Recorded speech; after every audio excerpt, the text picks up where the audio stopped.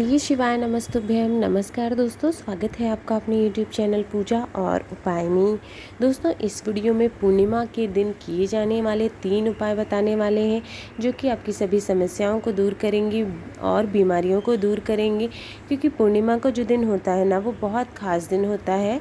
बीमारियों के लिए भी सारी दूर होती हैं, साथ ही साथ लक्ष्मी माता का दिन भी माना जाता है। तो इस वीडियो में आपको पूज्य गुरुदेव पंडित प्रदीप मिश्रा जी की कथाओं से सुनकर समझकर 3 उपाय बताएंगे। आते हैं अपने सबसे पहले उपाय पर। ये उपाय आपको क्यों करना है? ये उपाय बीमारियों के लिए आपको करना है। घर में कोई सदस्य लंबे समय से बीमार है, दवाएं असर नहीं कर रही हैं या ठीक नहीं हो रहा है, या कोई ना कोई एक समस्या उसको जाती नहीं कि दूसरी आ जाती है, ऐसी कुछ समस्या है किसी व्यक्ति को, तो आपको उस बीमारी को दूर करने के लिए, ठीक होने के लिए आपको ये उपाय करना है। पूर्णिमा का दिन बीमारियों के लिए, जैसे कि आपको बताया, बहुत खास होता है। उस दिन बीमारियाँ दूर होती हैं। ग्रह जो अगर कोई जिम्मेदार होते हैं तो वो भी दूर होते हैं। और चावल और दूध का तो बहुत ज़्यादा महत्व होता है पूर्णिमा के दिन। तो आपको करना क्या है, एक पीपल का पत्ता लेना है। पीपल के पत्ते में स्वयं भगवान के वास होते हैं और कई देवी देवता का वास होता है। अपने आप में एक पीपल के पत्ते में इतनी शक्ति होती है। लेना होगा आपको एक पीपल का पत्ता, उसके ऊपर थोड़ा सा चावल रखना है। थोड़ा सा का मतलब 1 मुट्ठी लगभग चावल आपको चाहिए होगा, वो रखना है। उसके बाद ओम नमो भगवते वासुदेवाय कहते हुए वो रख दिया आपने। फिर वो लेकर के आपको, जो व्यक्ति आपके घर में बीमार है, 21 बार उसका उतारा करना है उस पीपल के पत्ते से। ठीक है, ध्यान दीजिएगा। अगर आप अपने लिए खुद कर रहे हैं तो अपना भी अपने सर से उतारा कर लीजिएगा 21 बार।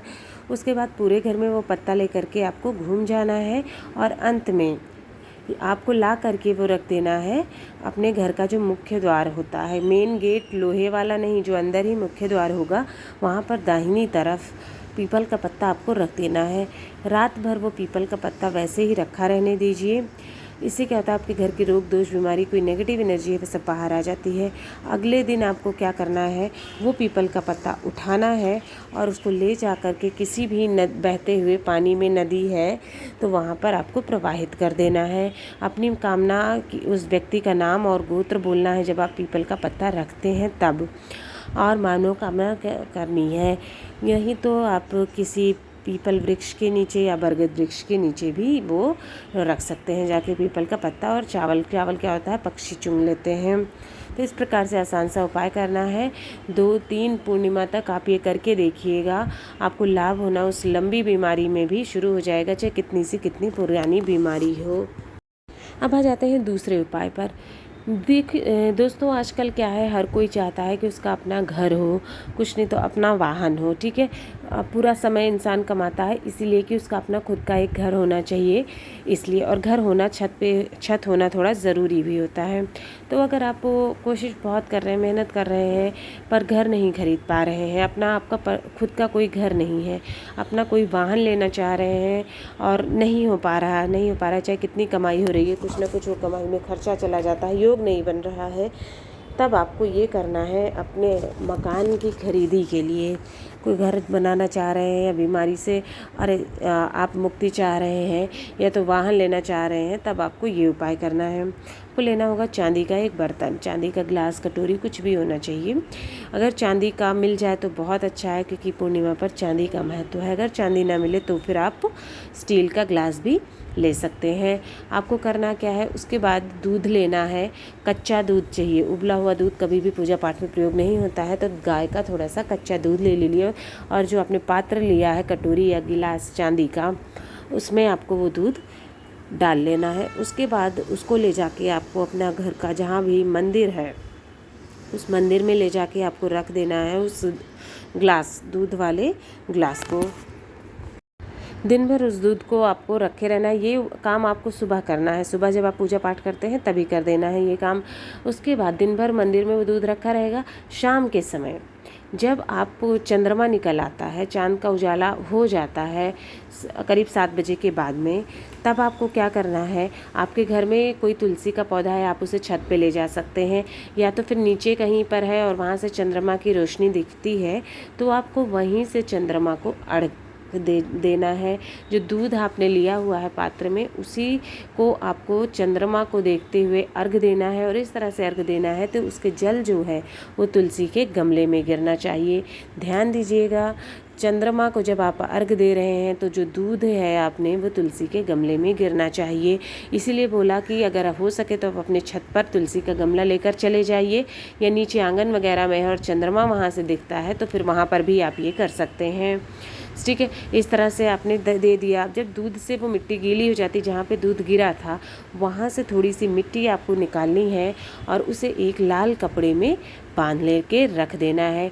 थोड़ा सा और पोटली जैसा बना लेना है और थोड़ा सा मिट्टी एक डिब्बी में आपको भर लेनी है। 2 जगह आपने मिट्टी रखी, एक लाल पोटली में बांध लिया और एक थोड़ी सी डिब्बी में रखा। वो लाल पोटली आप हमेशा अपने साथ रखेंगे, अपनी पर्स में, अपने वॉलेट में चुटकी भर मिट्टी है तो आप उसे हमेशा अपने साथ रखिए।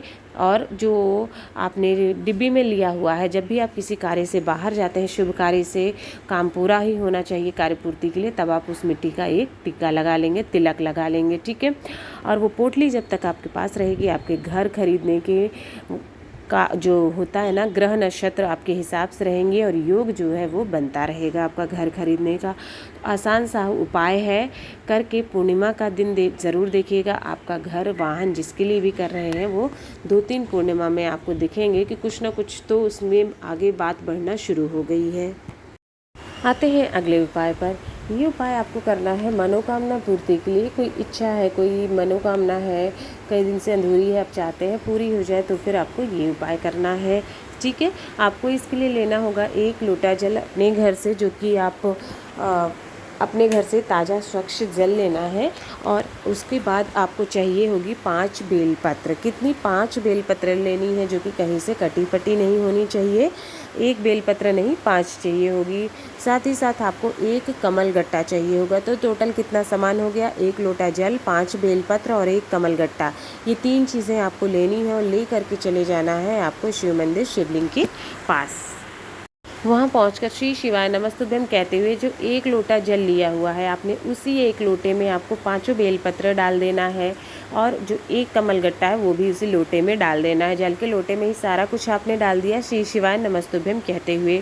अब उसके बाद अपने शिवलिंग के ठीक सामने खड़े होकर अपनी इच्छा कहनी है, मनोकामना करनी है कि ये मनोकामना इच्छा है पूरी हो जाए, जैसी भी है आपकी वो कहना है। और वो 1 लोटा जल शिवलिंग के ठीक ऊपर आपको श्री शिवाय नमस्तुभ्यम कहते हुए चढ़ा देना है। ध्यान ये देना है आपको कि अगर कोई वहाँ पर पत्ता लोटे में आपके रह जाता है तो आप उसे हाथ से निकाल कर शिवलिंग के ऊपर चढ़ा दीजिए, रख दीजिएगा। अंत में अपनी मनोकामना कहिएगा, 2-4 मिनट वहाँ बैठिएगा, प्रार्थना करिएगा। 2-3 पूर्णिमा तक आप ये करके देखिएगा, आपकी वो इच्छा 2 पूर्णिमा में ही पूरी हो जाएगी।